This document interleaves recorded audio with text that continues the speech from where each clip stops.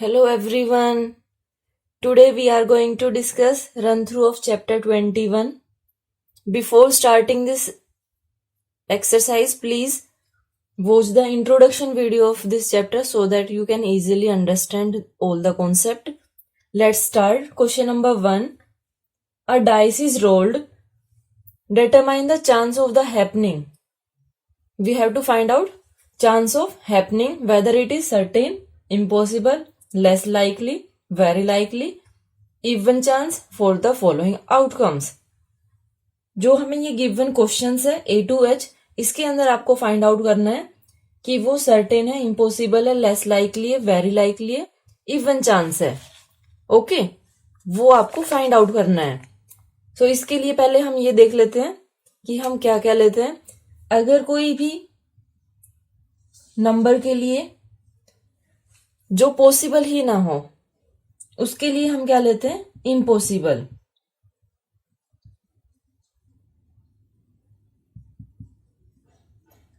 और अगर वो 50-50 हो तो उसको हम क्या बोलते हैं कि वो इवन चांस है. और अगर वो 100% हो तो उसको हम क्या बोलेंगे? सर्टेन. नाउ इम्पॉसिबल और इवन चांस के बीच में कि 50 से कम है अगर और 0 से ज्यादा है तो उसको हम बोलते हैं लेस लाइकली. अगर इवन चांस यानी 50 और 100 के बीच में है तो उसको हम क्या बोलेंगे? Very likely. ओके, अब इसके लिए हम देखते हैं क्वेश्चन के लिए. फर्स्ट इज रोलिंग अ 5. अब जब हम डाइस को कर रहे हैं रोल तो उसके अंदर 1 2 3 4 5 6 तक नंबर होते हैं हमारे पास.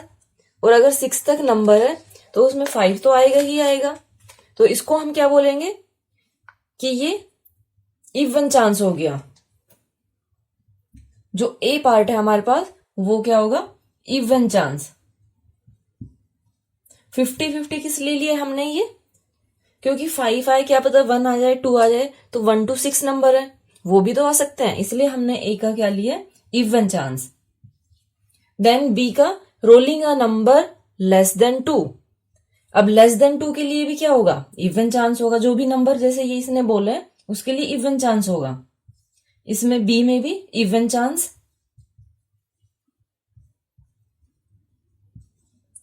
देन सी पार्ट देखते हैं.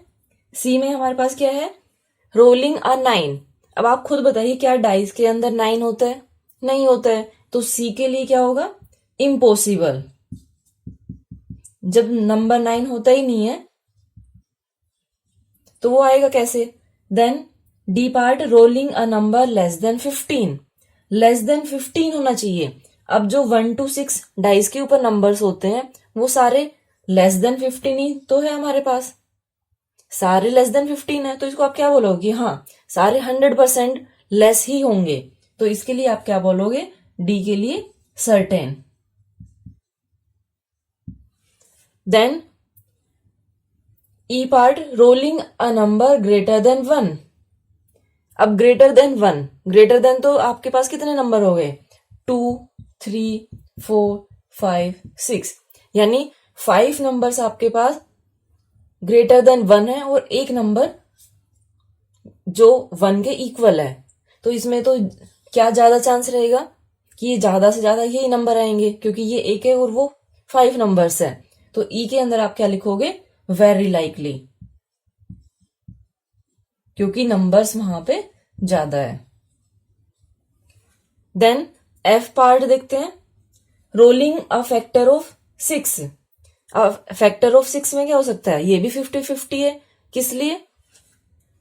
6 के फैक्टर हमारे पास क्या होंगे? 6 के फैक्टर अगर देखते हो तो 1 होता है, देन 2 होता है, 3 होता है. तो 3 फैक्टर्स हो गए और टोटल नंबर कितने हैं? 6 नंबर है, यानी 50-50 हो गया ये. ई एफ पार्ट हमारे पास क्या हो गया? Even chance. Then G part rolling a number that is an integer. अब जिसमें आपको ये बोला गया है कि इंटीजर हो, सारे नंबर हमारे पास क्या है? इंटीजर ही तो है, सारे इंटीजर है. तो ये क्या हो गया? Certain.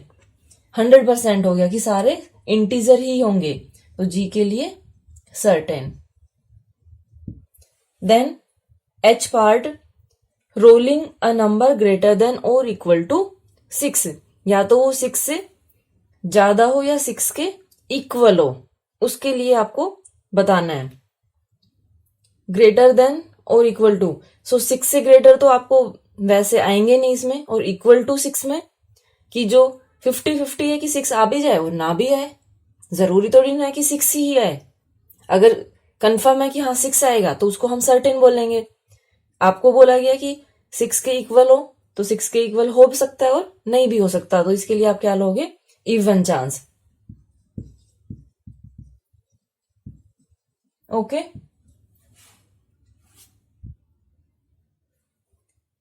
Now question number 2, describe each of the following statements as experiment, an event or outcome. Choosing a letter from the word probability, choosing a letter from the word probability such that the letter is a vowel, then choosing the letter P from the word probability. अब इसमें देखिए, आपको बताना है experiment, event और outcome. उससे पहले आपको ये पता होना चाहिए एक्सपेरिमेंट क्या होता है, आउटकम क्या होता है और इवेंट क्या होता है। तो एक्सपेरिमेंट होता है कि कोई भी एक्टिविटी जिससे कि आपको कोई रिजल्ट मिल रहा हो। ओके, जैसे choosing a letter from the word, अब आपने ये लेटर, ये जो वर्ड है प्रोबेबिलिटी, उससे कोई लेटर चूज करना है। सो ये हमारे पास क्या हो गया, एक एक्सपेरिमेंट हो गया। ओके, क्योंकि आपको इससे लेटर चूज करने हैं। देन सेकंड में क्या है, choosing a letter from the word probability such that the letter is a vowel। अब पहले इसको वोवल बोलते थे, अब इसको वोल बोलने लग गए हैं। ठीक है, इसको थोड़ा ध्यान रखिए। जो आपने लेटर चूज किया है वो एक वोल हो, उसके लिए आपको बताना है कि वो क्या होगा, एक्सपेरिमेंट होगा, इवेंट होगा या आउटकम होगा। तो वो हमारे पास क्या है, पहले तो हमने लेटर चूज किया, अब लेटर को बताया जा रहा है कि वो एक वोल हो, तो वो क्या हो गया, एक इवेंट हो गया। ओके, इसमें क्या है कि जो भी आउटकम थे, आउटकम में क्या है, जो आपको रिजल्ट मिल रहा है एक्सपेरिमेंट का, तो एक्सपेरिमेंट में ये वोल भी हो सकता है, कॉन्सोनेंट भी आपको बोला जा सकता है। तो वो हमारे पास क्या है, आउटकम है वो। तो ये हमारे पास क्या आ गया कि जिससे आपको कोई आउटकम मिलता है। तो इसमें हमारे पास जो वोल है वो बहुत सारे हैं, तो ये हमारे पास क्या हो गया, कलेक्शन ऑफ आउटकम, और कलेक्शन ऑफ आउटकम को हम क्या बोलते हैं, event. Then choosing the letter P from the word, अब आपको स्पेशली बोला गया है कि लेटर P होना चाहिए। ठीक है, तो ये हमारे पास क्या हो गया, ये एक परफेक्ट आउटकम हो गया, सिर्फ एक के लिए बोला गया है, तो ये क्या है, आउटकम। ओके, एक्सपेरिमेंट जिसमें कोई भी आपको रिजल्ट मिलता है, कोई भी एक्टिविटी जिससे रिजल्ट मिल रहा हो, और अगर रिजल्ट जो मिल रहा है उसको हम क्या बोलते हैं, आउटकम, और कलेक्शन ऑफ आउटकम हमारे पास क्या होता है, event. Now question number 3, a name is chosen at random from a telephone book. Which of the arrows A, B, C, D or E shows the best position on the following line for the event? The name begins with a Z. जो letter Z है उससे name start हो रहा हो, उसके होने की आपको प्रोबेबिलिटी के लिए बताना है कि इस लाइन के ऊपर लाई करेगा। अब इसमें देखिए, अगर आप अपने माइंड से सोचते हैं थोड़ा सा, तो Z है, हो भी सकता है और नहीं भी हो सकता, मीन्स 1/2 होना चाहिए। अगर आप देखते हो अपने माइंड के अकॉर्डिंग 1/2, लेकिन अगर आप थोड़ा सा सोचते हो, सोचने के बाद जो आपके पास आंसर आएगा, ये 1/2 था, C पॉइंट, जो कि जबकि आपकी बुक में इसका आंसर क्या गिवन है, B पॉइंट। मैं पहले आंसर किस लिए बता रही हूं, क्योंकि ये वाले क्वेश्चन ऐसे होते हैं जिसमें ये डिपेंड करता है। अब Z से आप खुद सोच के देखिए कि कितने आपके आसपास में नेम जो Z से स्टार्ट हो रहे हो, बहुत कम होते हैं ना, तो इसलिए बुक वाले ने यहाँ पे आंसर क्या दिया है, 1/4, that is B। Very less likely वाला इसमें ऑप्शन चूज किया है कि बहुत कम होते हैं जिनके नेम जी से स्टार्ट होते हो। ओके, इसलिए ये वाला दिया है। अदरवाइज अगर आप मैथ्स के अकॉर्डिंग देखोगे तो आंसर इसका सी होना चाहिए, क्योंकि 50-50 होता है, हो भी सकता है और नहीं भी हो सकता। Okay, now question number 4, a ball is chosen from a bag that contains 30 balls numbered from 1 to 30. What is the probability that the ball chosen will be divisible by 7? 30 number तक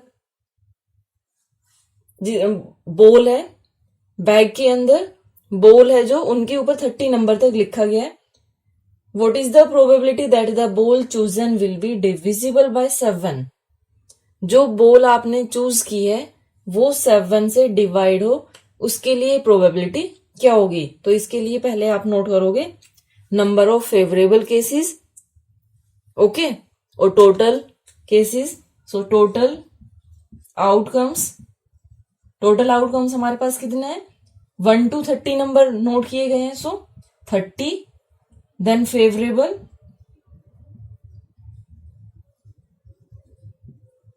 outcome that ball chosen will be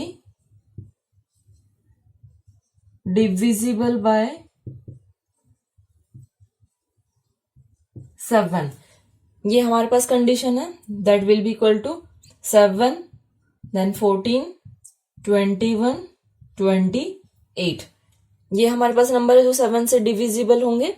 सो 1 2 3 4 हो गए हमारे पास। Then probability,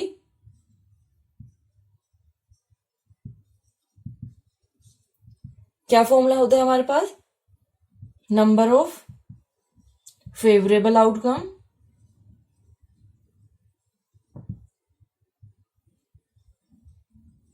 divide by total number of outcome.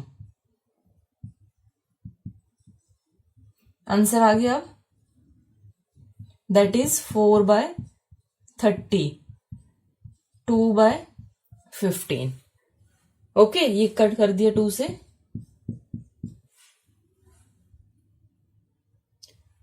Now question number 5, each of letters in the word review is on a separate card face down on the table. If a card is drawn at random, what is the probability that its letter will be E? आपको बताना है कि अगर जो review है ये letters card के ऊपर नोट करके और फेस डाउन साइड में करके ऐसे टेबल के ऊपर रखे गए हैं, अगर आप उनको एक कार्ड को निकालते हो तो उसमें लेटर ई हो, उसके लिए प्रोबेबिलिटी क्या होगी? तो पहले टोटल आउटकम देखते हैं। How many letters are there?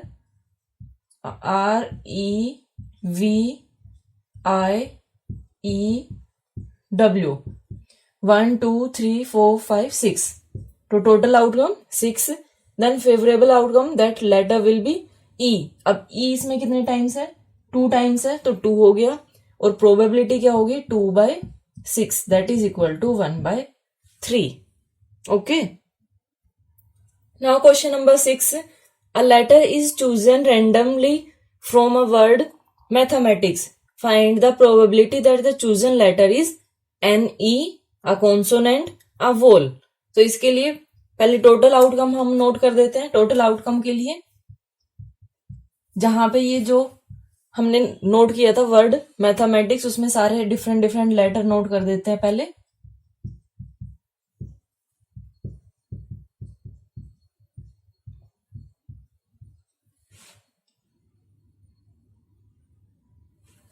Total हमारे पास कितने हो गए? ये 11।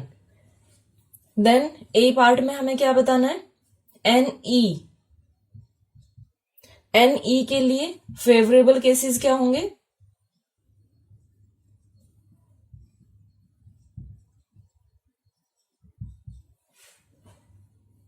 1, सिर्फ एक ही है हमारे पास, ये 1। सो इसके लिए प्रोबेबिलिटी क्या होगी? फॉर्मूला आप अपने आप से नोट करेंगे। ओके, और एग्जाम में ये चीज याद रखिए कि जब भी क्वेश्चन आते हैं प्रोबेबिलिटी, एक या 2 क्वेश्चन आएंगे तो उसके लिए आपको फॉर्मूला नोट करना बहुत ज्यादा इंपॉर्टेंट होता है। Favourable outcome 1, total outcome 11, so probability क्या होगी 1/11। देन बी क्या है, अ कॉन्सोनेंट। कॉन्सोनेंट में नोट कर देते हैं हम कौन कौन से हैं, M, then T, H, M, T, C, S, 1 2 3 4 5 6 7। इसके लिए प्रोबेबिलिटी क्या होगी फिर, अब आपको अपने आप से ही पता चल गया होगा कि आंसर क्या होगा इसका, 7/11। देन सी पार्ट, अ वोल। वोल यहां पे कौन कौन से हैं,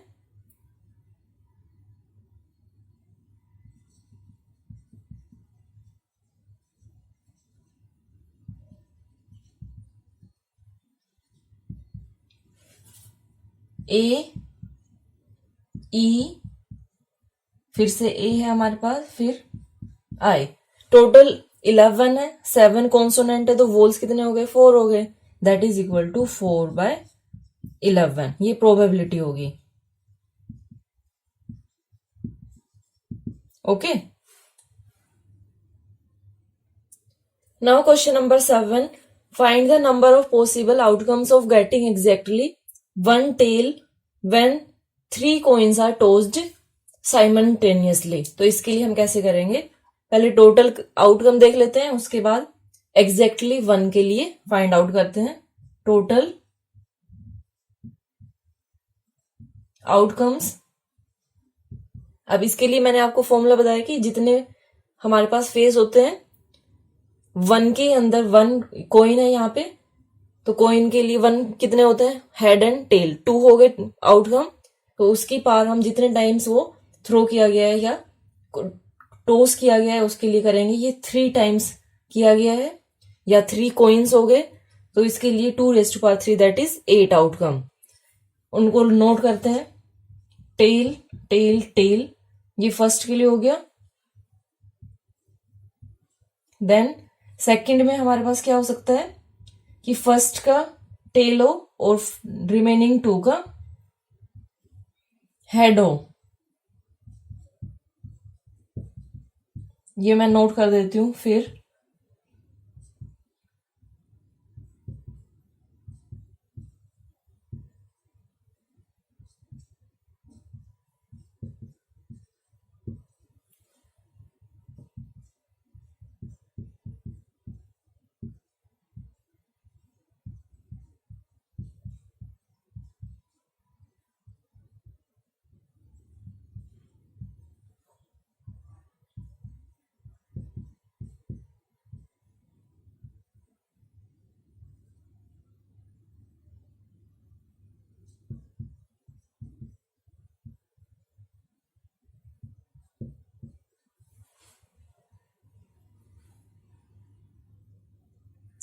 1 2 3 4 5 6 7 8 ये हमारे पास हो गए। देन फेवरेबल केसेस देखते हैं इसमें,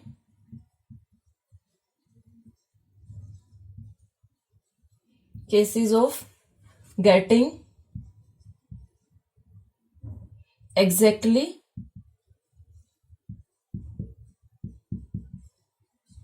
वन टेल। एग्जैक्टली 1 सिर्फ एक ही होना चाहिए, तो ये आपके पास एक ही आया। देन एक ये और एक ये, टोटल कितने हो गए हमारे पास, 3।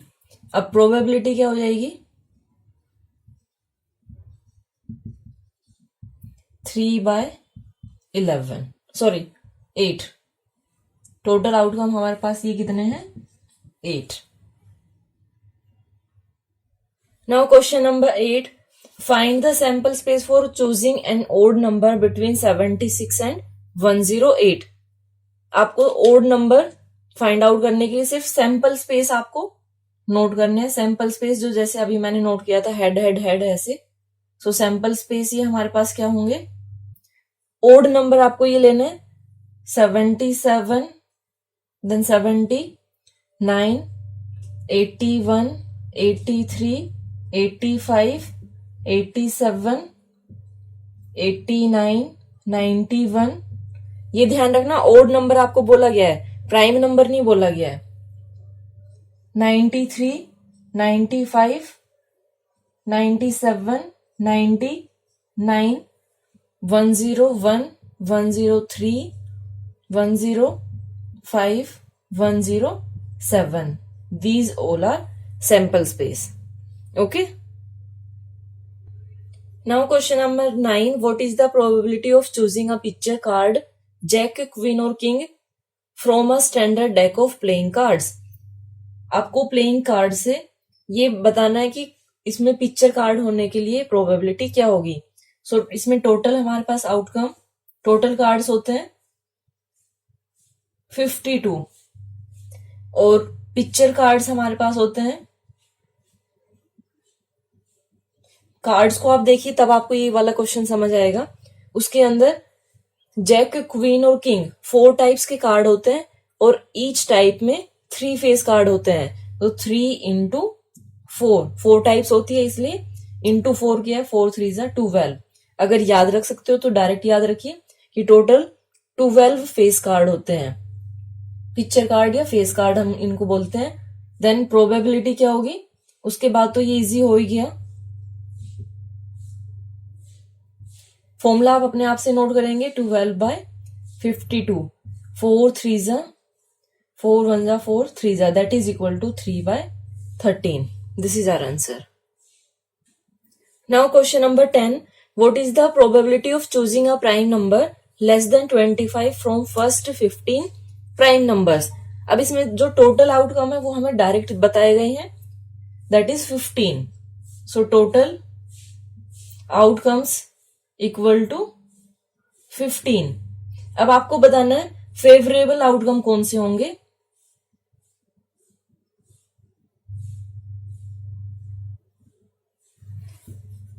That number is less than